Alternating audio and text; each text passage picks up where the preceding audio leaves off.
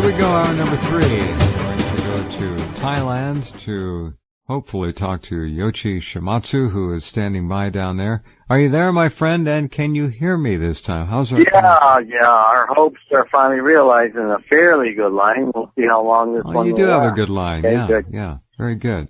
All right. Good. So, Excellent. we're going to talk to Dana Durnford here in a little bit and see how he's doing in his search for life Good. along the British Columbia coast. Things are not good. I wanted to say one thing. The lid has come down.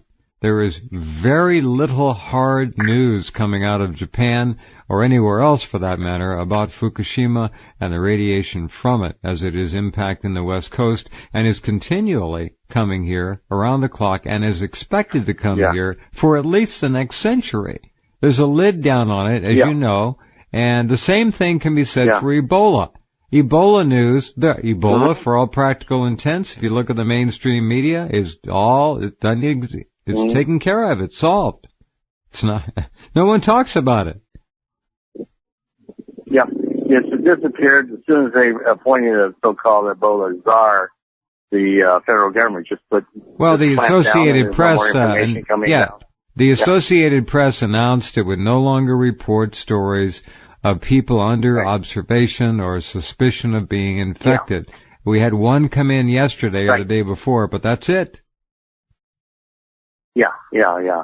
And the odd thing is, I had given a speech at the public health school, the top university in Beijing. I went up there because I know there's one of the professors up there, and I presented the seven articles that I wrote for your website and did a PowerPoint presentation and linked. Of course, I was very specific, linking this Ebola to specific NGOs, certain politician players, particularly British, who were present in Guinea at the time or were involved in Guinea at the epicenter, the struggle between the mining companies and so on.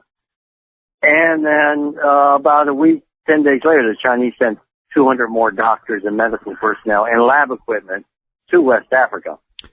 So that was your... My report was read. Yeah. Because, the public health department there, which informs the public. They have a large, country with many, contagious diseases. So the public health is a huge issue there as opposed to the U.S., where you don't hear a lot from human health services. So,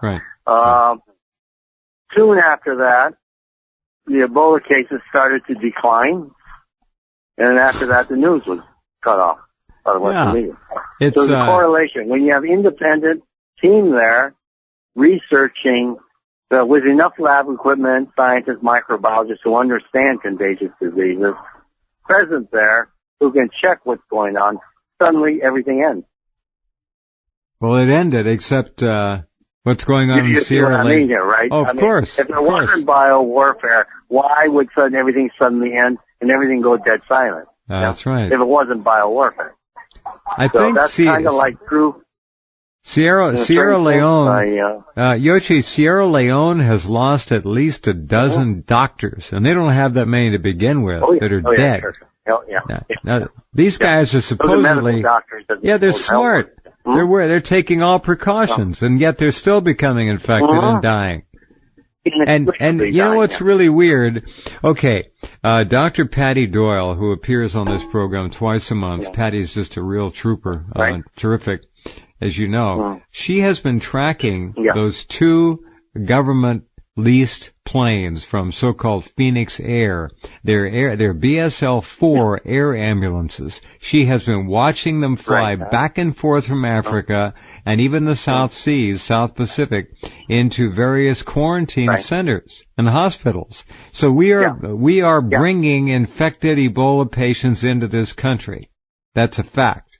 As far as I can determine. So at a certain level, this is a massive research project. Agreed. That's what they're doing. How Ebola works in the field. They're doing genetic research. They're doing sequencing. They're watching these people. A lot of them are dying. We never hear a word about it.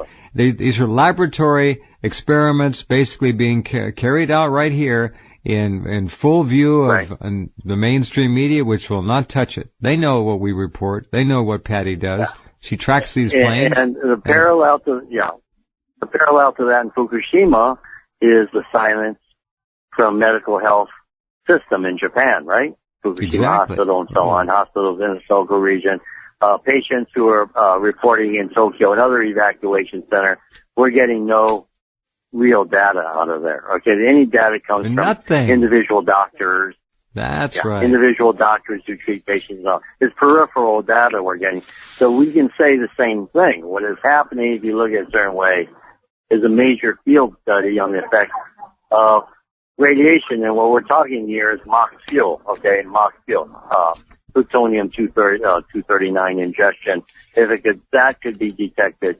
The strontium, the various strontiums that would indicate high level, plutonium disaster here. So it is on one level purely a study if you separate everything else out of it. It's not there for the health of the patient. It's more there to monitor and watch and observe the patient, collect data, collect blood samples, and to other charts off of these patients. So there is an aspect of public medicine there that is definitely somehow related to warfare, reasons for warfare, which is preparation for warfare, and also the construction of better weapon systems and so on. So directed weapon systems. Well, there's something very, very sinister about this whole affair. Yeah. Something very sinister. You know what's really weird?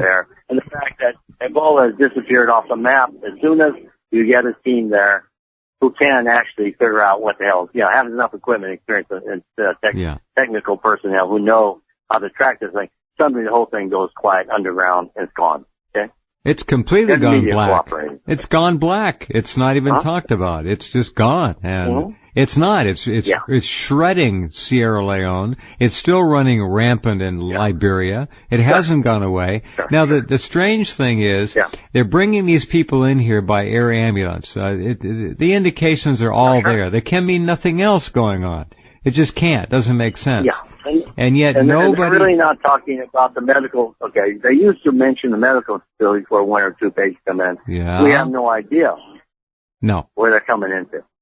And you're suggesting the facilities in the Pacific Islands there. Well, they're picking people up there. I think some of the Americans have become infected. They're bringing them back here. They're either being taken to Emory in Atlanta, to the NIH facility. That's another one. Perhaps they're being taken back to, I guess it's Omaha in the Midwest, but they're being brought in to various hospitals and locations. They're being watched. Probably the microbiologist that I know, who's done a lot of work for NIH, CDC, and Defense Department, said, watch the labs in the Midwest, colder parts of the country, because winter's coming in. Therefore, there's no real danger of cross-infection. And probably those places are receiving most of it. He says there are lots of patients coming in, but look for the colder parts of the country where you see snow on the ground, where it's cold. And that's because transmission is not a problem there, and they can be kept under. What's amusing to me, Yoshi, is the fact that every case that comes into a hospital that is put under some kind of a monitoring or quarantine always ends up being either completely not followed up by the mainstream media or declared to be malaria or something else. Never one positive case. Not one. So it's very strange. Anyway, the whole thing is a massive experiment going on at this. At this point, we can see that this experimental dimension is what's getting all the money, most of the money, right? Yeah. It's all there for that experiment. It's not for real public health work. Of course not. It's all military. It's all there. It's all there exactly. How can it run through Sierra Leone, for example, killing top flight doctors, Sierra Leone doctors, medical doctors, who have all the PPEs they need, and yet so far this thing has not done anything in France, in Italy, in the UK. Thomas Duncan came here. There were only 2 cases allegedly of forward transmission. That's it? Come on, I don't buy it. It doesn't make any sense. Between France and Britain, they've got the largest West African populations of it should have been broken out and running rampant in those communities. Whereas in the United States, relatively few. How come the cases are breaking? So this is, again, more and more questions incriminating the medical establishment, the microbiological establishment, which is so connected to the biowar. Nearly every microbiologist gets funding one way or the other from the Pentagon or British Defense Department. Absolutely. Or the French, exactly, defense grants. So that's the nature. Now, the silence in Fukushima, we see just recently in the test wells, the surge from something like, about a double digit, becquerels per kilogram of water to something near 1 million becquerels. Yeah. There's been this sudden surge of strontium levels, massive surge of strontium. At the same time, we're hearing an announcement. Karlsruhe, Germany, a lab there has been doing cooperative work with Japanese labs, found in aerial particles that were sent to Germany, something like, particles of plutonium from fuel rods 160 kilometers away from Fukushima. In other words, and the Europeans are astonished that stuff is traveling in solid form so far. We're finding out the after effects now. There's been this sudden turn in the water quality, at Fukushima, which is why they're not collecting that water. They have to dump it. The surge has been so great, from maybe about 10, 12, 13 becquerels per kilogram up to 990,000, nearly 1 million becquerels per kilogram of water. Right. No, it's a massive surge. And some cracks starting to show. Canadian Minister of Environment starting to blurt out that terrible things are happening in the Pacific, that radiation levels are seriously rising. So, but don't worry, Yoshi. Situation's not, no matter how they dilute it, the levels are rising. They're diluting this water. There's been huge typhoons. Now snowstorms pouring water into the groundwater. Yet the underground levels are seriously spiking. So, the last story I could. Had there not been this addition of new water, imagine what the levels would be. The last story I could find was in The Guardian, and this goes back to December the 9th. And we're being told by that infamous Dr. Ken Buesler of Woods Hole not to worry. He said the levels found all up and down the California coast were very low and not harmful to humans. Oh, thank you, Ken, who has changed his whole position 180 degrees since the beginning. Now he's working for the other side. Never mind, Ken, that there's no life in the tide pools along British Columbia. Never mind that no baby whales have lived beyond the age of about a year since 3/11. Never mind that there's virtually no life left in many of the fisheries along the coast, and probably the entire North Pacific has been broomed out of most of its sea life. Never mind that, Ken. These people are just unbelievable liars. His data is fundamentally flawed because he's not pinpointing where these samples are taken. No talk. So just water in the Pacific. But don't worry, anywhere. Don't worry though, Yoshi, because Operation Kelp Watch 2014 is taking its final samples this winter, and they'll have, through the courtesies of Dr. Kai Vetter, you and I could write the results. It'll be out in the spring probably. The joke. Joke. Absolutely. The kelp, I'll guarantee, will be washed so that the radioactive slime, on the slime layer on the edge will be gone, and they'll take readings based on dry samples. That's right. It's, it's not science, it's obfuscation. It's just, trying to throw people off the trail. And again, he doesn't give information on where he took his water samples from, where these samples came. So the center of the North Pacific current is it the center from the California current, or is it somewhere near Hawaii? We don't know. Don't know. San Diego, we have no idea. It's so easy to do. And where they're taking. When you own the media, it's so easy to do. When you just control the information channels, you can lie all you want. Let's go up to British Columbia. Say hello to Dana Durnford, who has been doing heroic work up there, trying to find out if anything is left up there. And remember, in all the tide pool activity that he has been able to record and observe and watch in the last 6-8 months, there has been no debris of dead animals. Now, this suggests that the mass die-off, has been going on for maybe a couple, 3 years. We don't know. 4 years this March is the anniversary. Are you there, Dana? Can you hear us all right? I got you, Jeff. Thank you. Yes. Hi, Yoshi. I was checking the weather this morning. Here.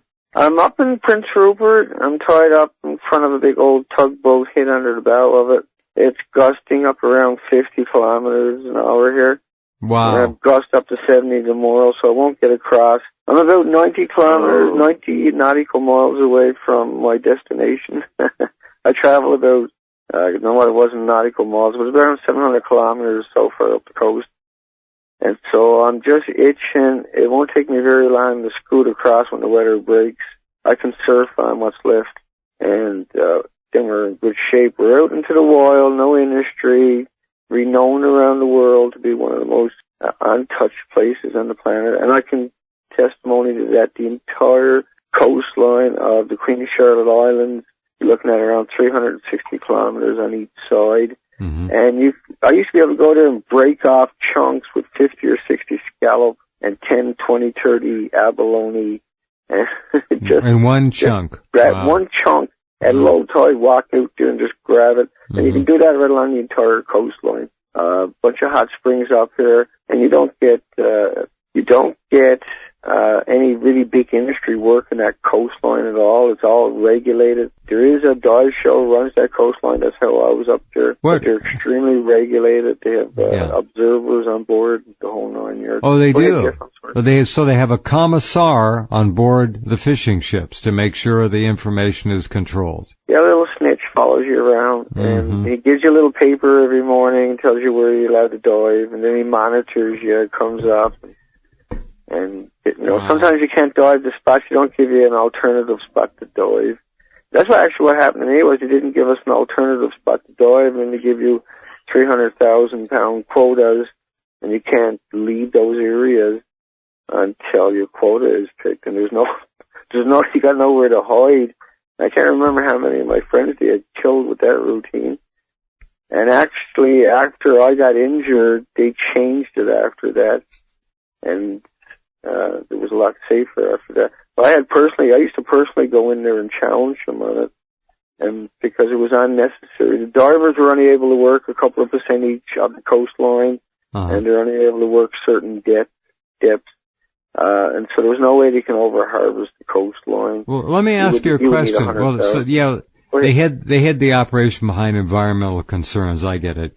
But let me ask you, did you have a chance to talk to any of the fishing fleets up there, any of the fishing commanders or boat captains, commanders of these large organizations? I shouldn't say commanders, I should say company CEOs, or anybody. What's the fishing like going on up there now? Well, I'm not hearing much on the fishing, but I am talking to fishermen. I'm not really getting input on that. It doesn't, see what they got done here in British Columbia, everything is like real estate now. The licenses are all quotas, and they have small quotas, and then it takes them a month or 6 weeks or something to go out and get to a quota. And then their boat is sitting there for the rest of the year unless they have extra licenses. And it doesn't appear there's much going on out there. The fish, of course, as everybody knows, are further up the food chain, and so you're definitely going to see fish out there. That's what. And I've never seen any flocks of bird all the way up here. I know I mentioned that the last time up to the top of the island, but all the way up to the north, very north, I still haven't seen any flocks of bird out there. But back on track here I do talk to all kinds of people. Because the nuclearproctologist.org is written on the side of the boat. Sure. And it's a way for people to come up and have a quick conversation. Mm-hmm. But everybody gets it right away. The minute I say I'm looking at the damage from Fukushima's Japan's melted reactors on the Canadian coastline, they all have this aha moment, and they all literally say, and this is 10 out of 10 people that I talk to. Taxi drivers were telling me about this every time I get a taxi in the last couple of days to try to solve some of the issues I didn't have solved. And so everybody's tuning in, everybody believes the government is lying to them, and everybody is shocked and disturbed that the media is not telling them about this. And so that, to me, I think is a little bit of a switch. And up here, it seemed to be a bit of a switch. I hear a lot of people were telling me repeatedly up here that people got Geiger counters. They know somebody who got a Geiger counter. Or this guy is really smart and he had to go get a Geiger counter and he won't eat fish no more. The last guy I was talking to was telling me he doesn't know what to do, but he's not going to eat fish anymore anyway, just to be on the safe, because everybody's talking about it. And so it seems like this community of 25,000 or so is on the ball to that extent. And I did have one fisherman who said Mother Nature has a way of cleansing itself, and it'll deal with it, blah, blah, blah. And so you will get the odd one out, but the majority of them, and he was aware of it, don't get me wrong, so they were all aware of it. And I think that was a extraordinary one, or 10 out of 10. And I don't know how many people I talked to now. Every single person I encountered, that's the conversation. But people seem to be more knowledgeable and more open to it, and they seem to be. Are they aware of the fact that they can't do anything about it? Right. That was exactly what I was looking for to say, and that's only because they don't have a collective rallying. You know, if we had a big meteorite coming at us, I don't think any of us would be saying we can't do anything about it. Everybody would be saying, what are we going to do about it? And we have to, and I agree with what you're saying, but I mean, we do have to have hope, right? That's the problem. And how do you give people hope with something so maniacal and twisted? That's like the gallows. It is maniacal. It is twisted. Todd, we're going to go through this break. Yoshi, step in here. Anything you have to say or ask of Dana, who is, again, obviously very tired. We appreciate it. I'm wondering about the catch there the fishermen are taking. Are these bottom dwellers? The ocean floor is very complicated. You got trenches, all kinds. It is basically like a mountainous area. So there would be some pockets where some fish could survive, although with lower dosages, just because they're a little bit off the North Pacific and California current. And I'm wondering what the fishermen specifically, is it halibut? What are they coming up with? It seems the fish at the upper level, so the pelagic, the tuna, the salmon, herring, all that, has suffered a huge blow. I'm wondering what's left. What are they going for? What are they targeting? And obviously they've got to go further out very selectively. I mean, the notion that we have, the idea that we have sonar makes it possible. If this was traditional fishing fleets, they would have been wiped out. But the fact that they can go out there, there's ships that can go out farther to search and have sonar and can go deeper, does maintain this idea that you could still catch fish. And because there are pockets of fish still out there. So that's my question for Dana. What exactly do you think they're coming up with? Well, I've done all these industries for starters, and so I'm very attuned to it. And the couple of draggers I have seen, I was looking closely at their nets, and the nets were full of smaller fish that was left over, which is typical of what you would expect to see. Now, I didn't see any birds feeding on the way up. See, and so when we talk about fish, that's what you expect to see. And then you would run over that and drop your camera down in the water and see what they were feeding on. And I haven't got a single opportunity to do that. And the whole way up, that was one of the few things I wanted to do. I was hoping to see it, because I still haven't seen that since I started this whole expedition. And it's been a very trying time the last month. We had to put a cabin on the boat, and I'm so glad we did, because that's the only way to get through the winter. And I know a lot of people that say, well, wait for spring, but the urgency of this doesn't allow me to wait for spring. No. The only regret I'll have is if this trip is not completed. That'll be the only regret in my life, is if we don't complete the trip. And the trip has to get completed, I think, so that everybody can come to terms with it. Because I think people live in denial, thinking that, it's just that part of the coastline is naked, and, it'll reseed itself. No. If you plow it in, the creatures will crawl from deeper and alongside of it in hours and days and fill it back up. And that just never happened on our coastline. So that means the ocean is definitely 100% broken in every sense of the word. And that means everything else is broken behind it. The basis of everything is the ocean, always has and always will be. It's a mystery how, people that we put in charge to tell us about radiation, like we see the headline now about Wade Allison, an Oxford professor, and he's saying radiation is like oxygen, it's completely innocuous and benign. And it's those words that make it hard to have a debate or a conversation. We don't really need a debate anymore because we are, as Yoshi knows oh so well, and of course, Jeff, you know oh so well, is that this is not like oxygen, this is not like potato chips, this is not like walking in sunshine, and they have to lie. So what are we supposed to do about this? Because these people won't stop that lie. And what do? Do we go after these people?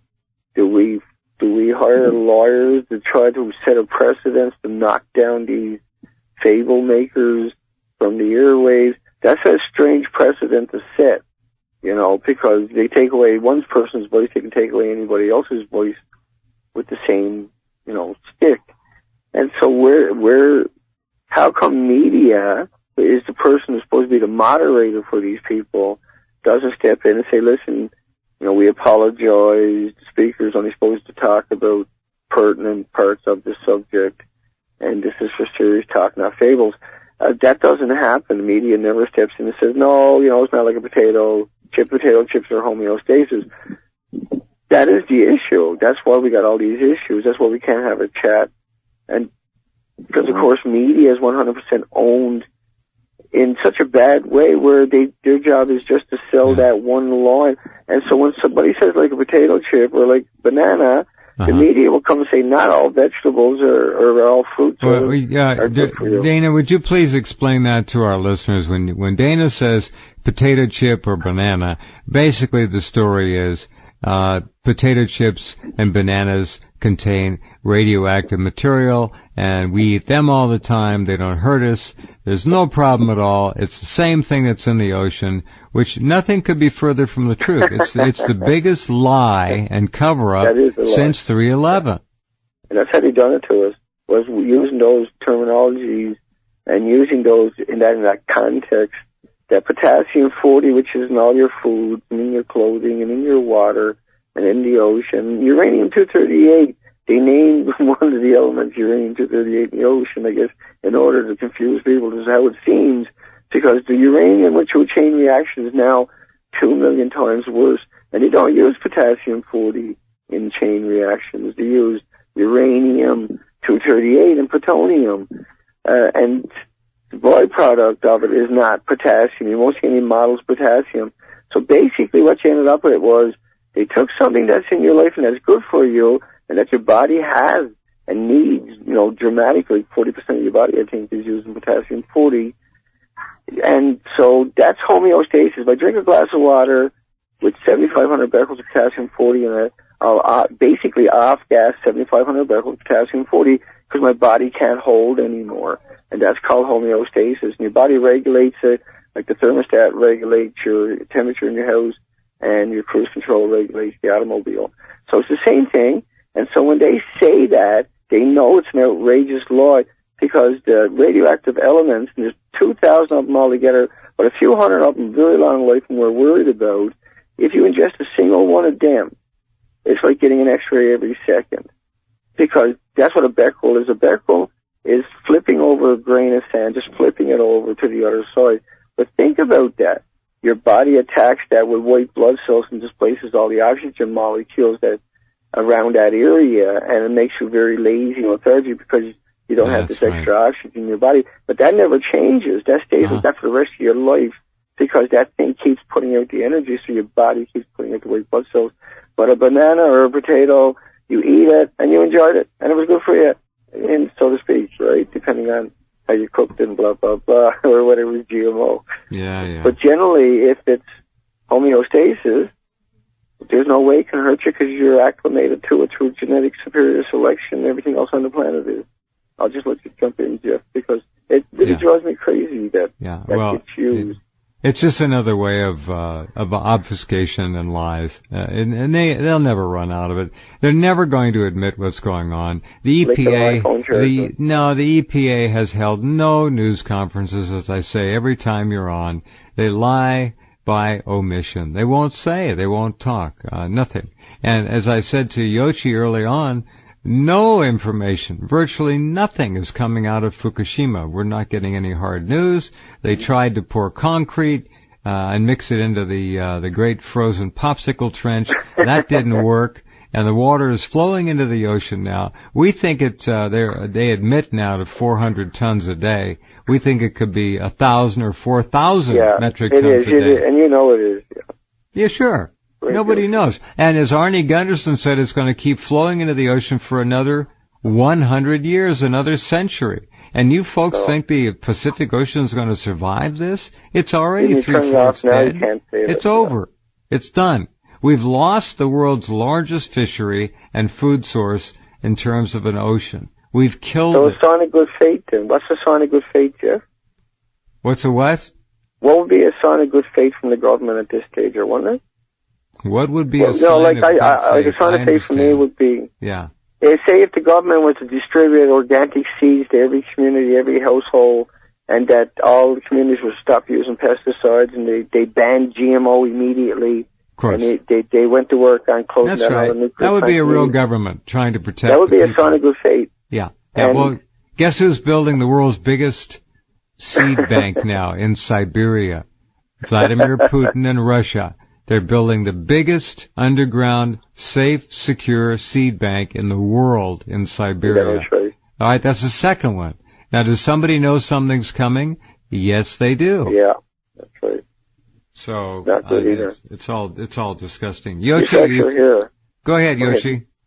Yeah, that seed bank idea is sort of a sign of a really near apocalyptic situation we're facing, that people are actually preparing for when after the kill off, trying to make a comeback. Okay, so that seed bank's going to be there for quite a while, long before after this generation long gone. Generation of our children and grandchildren are long gone. That's how far along they've got to save the seed, okay, before they try to make a comeback. So correct. Amazing they're doing it in Russia, and not in Canada, the United States, or any of the Europe, or it's all about Norway. There's one in the Arctic there. That's but again, the only that Arctic one, area is massively contaminated. That Arctic area is massively contaminated. Well, the Russians are building theirs in Siberia. Closer. Yeah, much closer. Yeah. Well, so anyway, the one in the Arctic is much closer to Fukushima, in an area that's been completely, essentially contaminated by Fukushima. Well, these seeds, folks, let's get this straight for our listeners. These seeds are being put away to terraform the Earth after some unbelievable catastrophe. That's the only reason they're being stored. Which is happening now. Yeah, which is happening now. Thank you. That's a lot of money. That's a lot of money. 4 or 5 generations down the road. Human generation. That's been here for nothing. No. Oh, more than 4 or 5. They look out for themselves. It could be long. I'm being told they try to murder us. So that's where we are, and there's just no hard news coming out of Fukushima. Meanwhile, as we speak, those wrecked, destroyed buildings and their reactors and the melted through bases that the containment is now riddled and just completely porous, if not even gone in places. Yeah. Those buildings are falling apart more and more each day. Yeah. No one can go into reactor building 1, 2, or 3. They all have the same, it's stupid spent fuel pool, 4 to 5 stories off the ground, and they are falling apart. They're rotting. Yeah, they're reporting a massive surge, spike in strontium now, just recently at Reactor 2, in the vicinity of Reactor 2. That's right. So again, there's been breakthroughs out of containment, leaving these sort of network of underground channels burnt right through the gravel and rock, and the water welling up is accounting. So basically, the corium under Reactor 2 is now somehow surging. So the nuclear reactions, are increasing, which means, the fuel, underground temperatures are rising in that water. The fuel is, the water circulating between broken fuel rods. Yeah. And we're seeing more and more reactions occurring, which does not bode well for the coming year. It doesn't. And unfortunately, we got the Security Act, the National Security Act comes into enforcement tomorrow, 2010. So the Japanese government's already given a warning to all their employees Oh, so tomorrow it actually takes hold. I didn't know that. It comes into effect. Yeah, midnight. That'll be the end. 12 hours, basically 12 hours. Yeah. That'll be 12 the hours end. from now, less than 12 hours. No more news. Yeah, that's the end of it. Which is why media sources are going silent, is because the thing's coming in effect. You watch, and all they have to do is charge and imprison a couple journalists, and everybody will be shaking in their boots. Hang on a second. We have to take a break. Yeah. We'll come right back. Dana Durnford up in B.C., and Yochi and I will continue.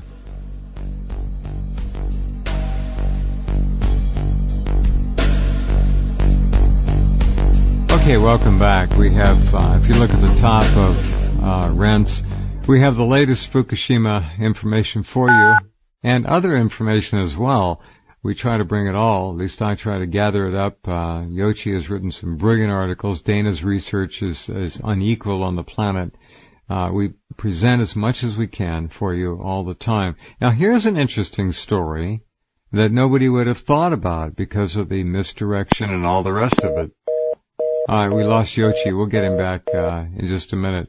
Plutonium being... No, I'm still here. I think you might have lost Dana there. Oh, we lost Dana. You might have lost Dana there. All right, well, that's unusual. He got that connection. He's on a boat tied to a tugboat. It's just 55 mile an hour wind. 55 knots. Whatever. Unreal. Mile an hour. It's on the ocean. Mile an hour. Yeah, so this churning sea, massively churning at night. Rough situation in winter. Well, you heard how tired he was in the beginning, too. Yeah, it must be exhausted, and I don't know how you get sleep on a situation like that. Yeah, he loves the ocean. Rough. I don't know. You there? Are you back, Dana, by any chance? Dana? Not yet. Yeah. Okay, here's a story. It's going to take a while to get back because he's in a remote area. Now, everybody that studies nuclear energy knows that I think France gets over 50% of its power from its nuclear power plants. It turns out that the French are pumping radioactive plutonium wastewater into the ocean through miles of underwater pipes. The dumping of nuclear waste in the sea was banned worldwide in 1993, yet the nuclear industry has come up with other ways. They no longer dump the barrels at sea. They build kilometers of underwater pipes through which the radioactive effluent flows freely into the sea. One of these pipes is situated in Normandy, France, right? Near the French reprocessing plant at La Hague. I mean, this is astonishing. Yeah. So the French, being very quiet, of course, are dumping this crap in the ocean 24/7 through miles of pipes under the ground. It's outrageous. Yeah. This whole thing is unbelievable. There's always been this problem with these French oysters because I guess that's why they had to move the nuclear waste further out to sea. The problem is then, I guess, the French take in a lot of that deep water fish, as you know, okay? Yeah. The halibuts, the flounders, and Dover sole. Yeah. So, very, very problematic for the population of France, England, but further down south, Spain, off the African coast, because the stuff isn't going away, it's just flowing further south.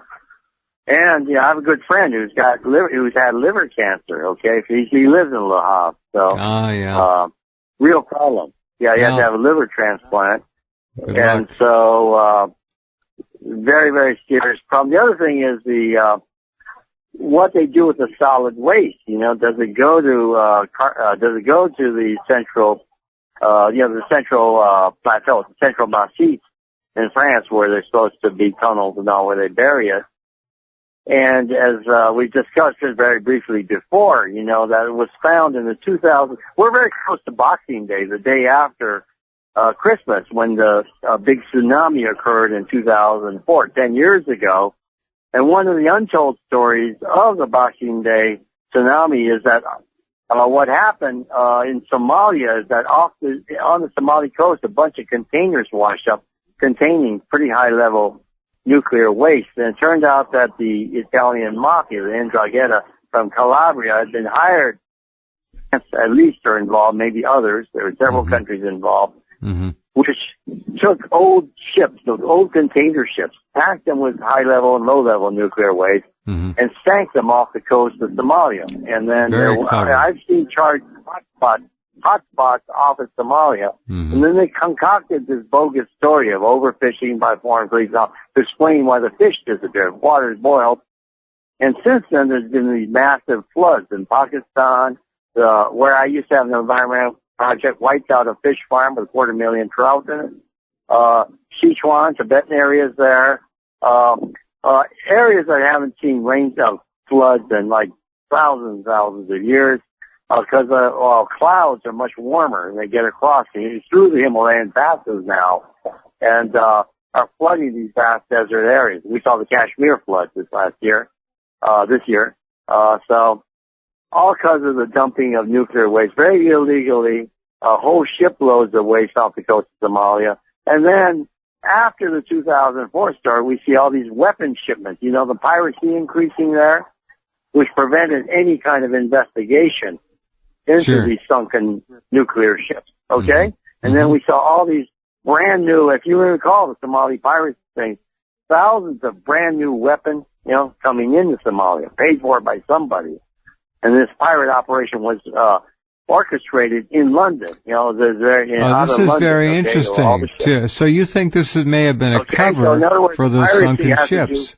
To keep out, to keep out any kind of exploration of that area. The Somali pirates will take out anyone who has a submersible and wants to go in there. And obviously, very weak government, their split government.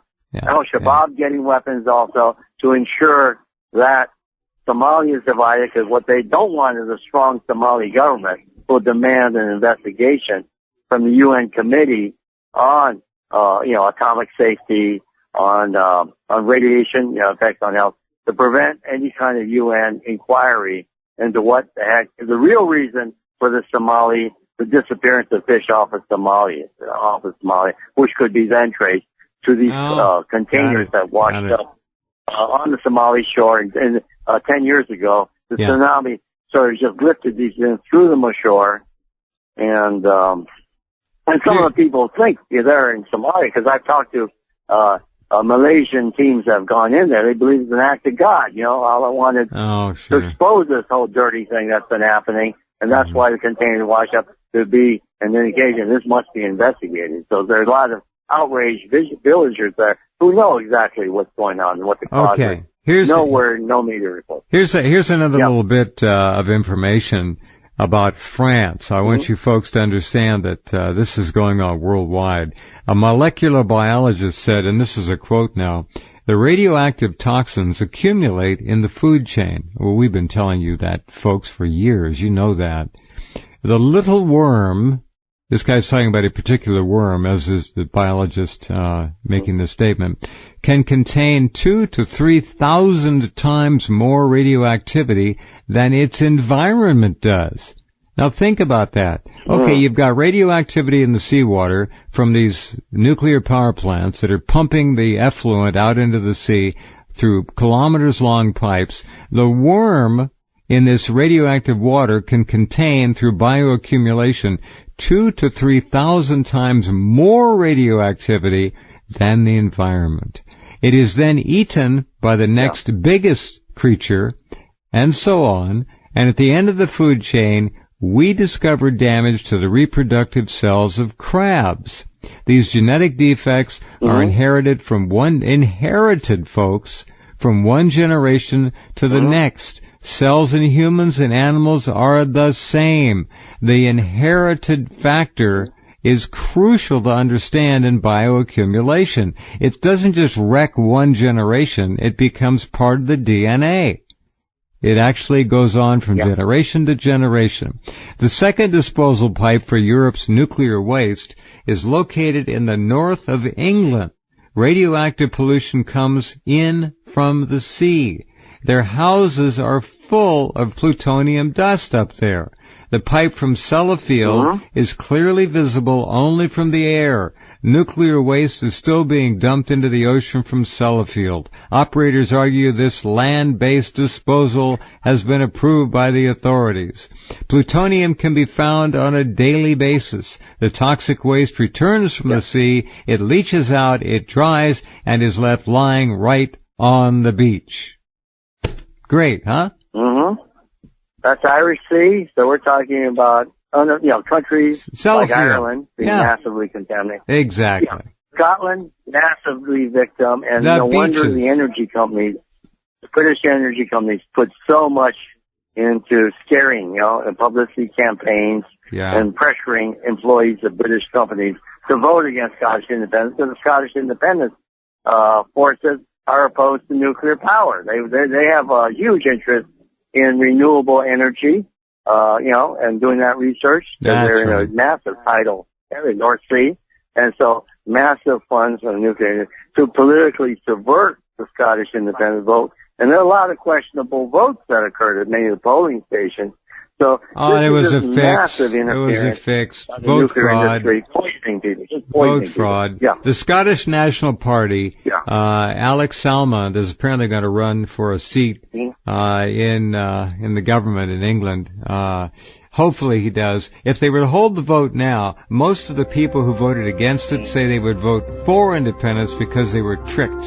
They were scared into voting against it. They were, the dirty trick by and the nuclear industry the energy companies associated at the very core of subverting a democratic vote in a Western country, which is sort of the global model for parliamentary democracy. Right. What utter hypocrisy, what utter treachery we are facing. Indeed. All right, my friend, take care. Thank you for the update as always. We'll talk to you next week. You be well. Very good. All right. Okay. Bye-bye. Good night. Yoichi Shimatsu. And he comes to us from Thailand this time, maybe next week as well. Yoichi will be back. And we thank Dana Durnford very much for contributing tonight. My God, the man is tied up to a tugboat in 55-mile-an-hour winds. He's tough. He is truly a hero. All right, we will be back tomorrow night. Hope you have a good day. It's up to you. Take care.